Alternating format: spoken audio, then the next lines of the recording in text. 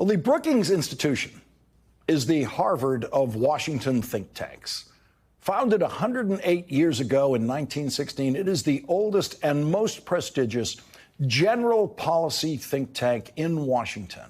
Old enough to have had a long life before the term think tank was even applied to scholarly institutions like Brookings. In the mid-20th century, Brookings publications were being assigned in college reading lists, in social sciences and economics, because of Brookings' nonpartisan commitment to evidence-based policymaking. As the Republican Party drifted in the 20th century away from evidence-based policymaking to sloganeering about crime and opposing taxation in any form for any purpose, some Republicans came to see the Brookings Institution as a problem. Republican President Richard Nixon actually plotted a break-in of the Brookings Institution. That was one of Richard Nixon's many criminal ideas as President of the United States. That criminal conspiracy was not carried out, but another Nixon team break-in to the Democratic National Committee headquarters eventually drove Richard Nixon from office, forcing him to resign the presidency when his involvement in that criminal conspiracy was exposed. A year after the president who wanted to break into the Brookings Institution was forced out of office, the Heritage Foundation was created in Washington as an attempted Republican counterbalance of sorts to the Brookings Institution. But you cannot balance nonpartisan, evidence-based scholarship with partisan, Republican-based pamphleteering. So to this day, the Brookings Institution is the center of serious policy scholarship in Washington, D.C. And so it was to the Brookings Institution that President Biden went today to describe his domestic social policy achievements and what to expect from those policy for many years to come. The president was welcomed by Glenn Hutchins. Brookings is committed to nonpartisan scholarship. Our work is grounded in the proposition that sound policy starts with facts, thoroughly analyzed, rigorously tested, and thoughtfully applied to the world's most complex challenges. Today, we'll hear from a leader who exemplifies the Brookings mission. Over the course of his long career in Washington, President Biden has consistently shown his commitment to evidence-based policymaking. Evidence-based policymaking. Imagine that.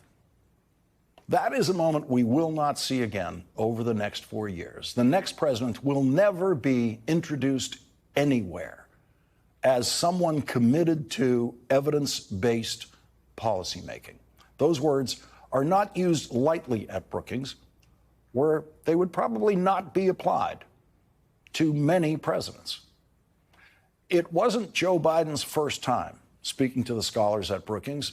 NBC's Mike Memoli reminded me today that 6 years ago, Joe Biden spoke at Brookings as a former senator and vice president, former vice president too, who was a year away from announcing his candidacy for president.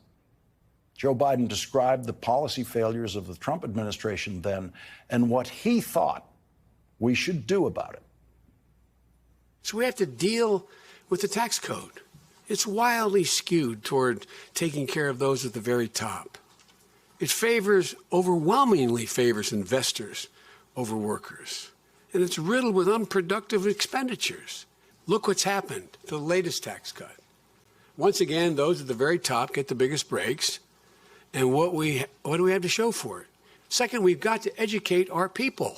We found that by the end of this decade, 6 in 10 jobs are going to need some training, some education beyond high school, or you're not going to make it.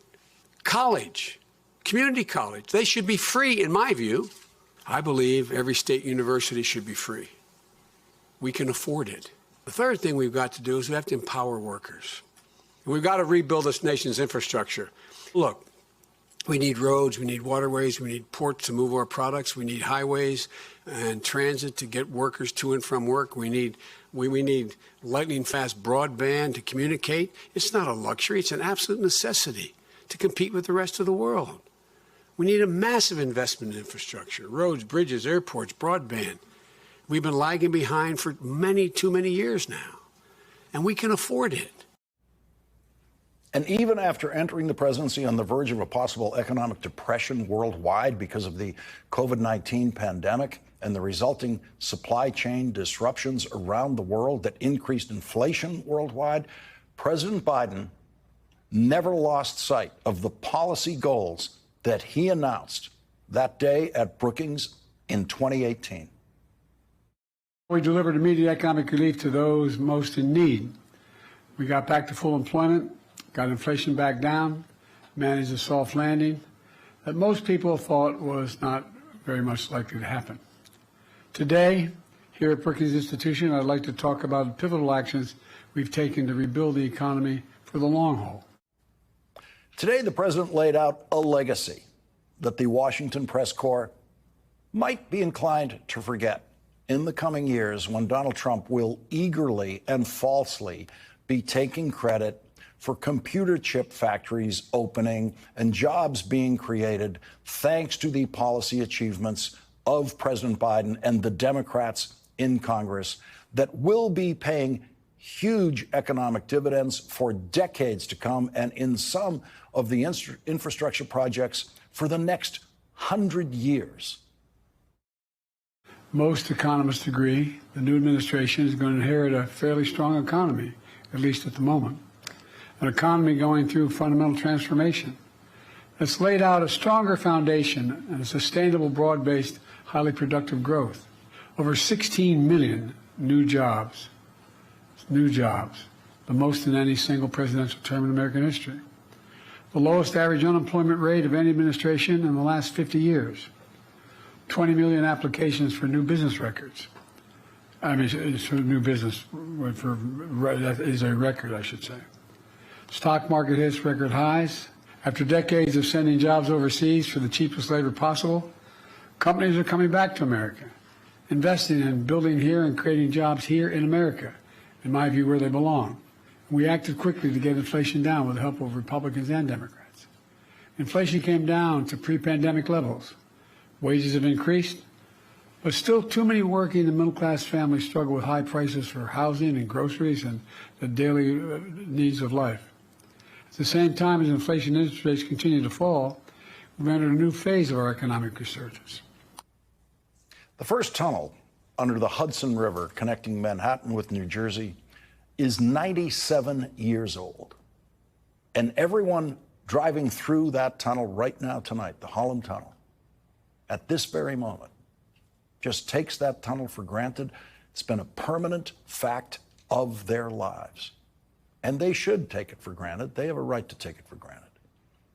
But a new tunnel is going to be built under the Hudson River, connecting Manhattan and New Jersey, thanks to the Biden infrastructure bill. By the time that tunnel is actually finished and operational, Joe Biden and Donald Trump will no longer be in politics. But for the next 100 years, at least, we will have Joe Biden to thank for that tunnel. But that tunnel and the rest of Joe Biden's legacy probably won't have Joe Biden's name on it. President Biden reminded us today of the difference between Donald Trump and Joe Biden on infrastructure. We had Infrastructure Week for 4 years and nothing got built. Well, everybody said when I wanted to have an infrastructure bill that mattered, over $1.3 billion, we'd never get it done. We got it done. I was one of the people who did not expect Joe Biden to get it done because he was working with the smallest margin a president's party has ever had in the United States Senate. But it turns out his 36 years of experience in the Senate mattered a lot in pulling off those legislative miracles that delivered on the Biden agenda. The United States invented these computer chips, but over time we stopped making them. In the very beginning, we produced 40% of them in the world. Well, they all went overseas almost, virtually all. So when the pandemic hit, we found out how vulnerable America was. Supply chains abroad got shut down. In the Far East because people got sick. The factories making the chips closed. And all of a sudden everybody started to learn about supply chains, a phrase that was probably used more in the last 4 years than the last 40 years. No, I'm serious. Couldn't get these chips. Prices soared. For example, it takes over 3,000 chips to build an American automobile, 3,000. But when the overseas factories making those chips shut down, the production stopped and the cost of new cars soared. President Biden and the Democrats in Congress delivered financial support to Americans struggling during COVID. But he pointed out today that there was a big difference between the checks for COVID relief that the Trump administration sent to people and the checks the Biden administration sent. Within the first 2 months of office, I signed the American Rescue Plan, the most significant economic recovery package in our history. And also learned something from Donald Trump. He signed checks for people for $7,400 because we passed the plan. And I didn't. Stupid. It wasn't stupid. It was decency. Joe Biden thought Americans would appreciate a president, a person whose modesty and respect for the standard process that would not allow him to ask people for political credit when sending them financial help that he believed they needed and deserved. In fact, Donald Trump is the only president in history who would exploit the delivery of government benefits that way by actually putting his name on them. President Biden described how his CHIPS and Science Act is bringing the manufacture of computer chips back to this country with new factory jobs that have average salaries of $102,000 a year. We knew in the beginning this wasn't going to come to fruition in my campaign, my administration. It takes time to get this done. But watch 2, 4, 6, 8, 10 years from now. We'll soon be the only economy in the world to have all 5 of the major chip companies operating in the United States of America. It's not only creating thousands, it will create thousands of jobs and good paying jobs, building a chips factory, but also creating those jobs for workers installing more solar panels, batteries, selling more electric vehicles than ever before. You know, that's a construction boom and manufacturing boom all across America. You can be guaranteed that Donald Trump and Republicans will try to take credit for that manufacturing boom over the next 4 years, the Biden boom. President Biden warned correctly that Donald Trump's threatened tariffs will increase inflation, even though Donald Trump tried to deny that in a recent interview. Now inflation is coming down faster than almost anywhere in the world in advanced economies. As inflation eased and the strong labor market persisted, inflation-adjusted wages and incomes began to rise. Average after-tax income is up almost $4,000 than prices on average for average Americans. President Biden pointed out that the unemployment rate during his administration is the lowest unemployment rate in 50 years. From the crisis we inherited, we not only beat the pandemic, we broke from the economic orthodoxy that has failed this nation, in my view, for a long time, a theory that led to fewer jobs, less economic growth, and bigger deficits. I had a fundamentally different theory. My theory was the strongest economy is built from the bottom up and the middle out, from the middle out and the bottom up, not the top down. And the best way to build in America was to invest in America, invest in American products, invest in American people, not by handing out tax breaks to those at the top.